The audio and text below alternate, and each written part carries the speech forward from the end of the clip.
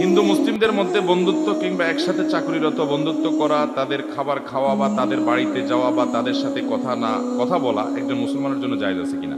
বাইরে আমার অন্য ধর্মের মানুষ হিন্দুদের সাথে যাওয়া আসা, কথা বলা, কাজ কারবার করা, ব্যবসা বাণিজ্য করা, কেনা বেচা করা, এগুলো সবই জায়েজ আছে।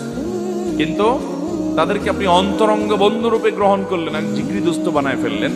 হ্যাঁ, আল্লাহর জন্য ভালোবাসা, আল্লাহর জন্য বৈরিতা, অপছন্দের যে মূলনীতি ওয়ালা এবং বারা, এটা তার খেলাফ হয়, এটা তার সঙ্গে সঙ্গতিপূর্ণ হয় না। এই জন্য আল্লাহ বলেছেন, লা তাজিদু কওমান ইউমিনুনা বিল্লাহি ওয়াল ইয়াউমিল আখির, যারা আল্লাহ এবং আখিরাতের প্রতি বিশ্বাস করে তুমি তাদেরকে দেখবা না, ইউআদ্দুনা মান হাদাল্লাহ ওয়া রাসূলা, যারা আল্লাহ এবং তার রাসূলের বিরুদ্ধে বিদ্রোহ করেছে, অস্বীকার করে, কুফর করে, শিরক করে, এই লোকগুলোকে অন্তরঙ্গ বন্ধু গ্রহণ করতে দেখবা না ঈমানদারদের।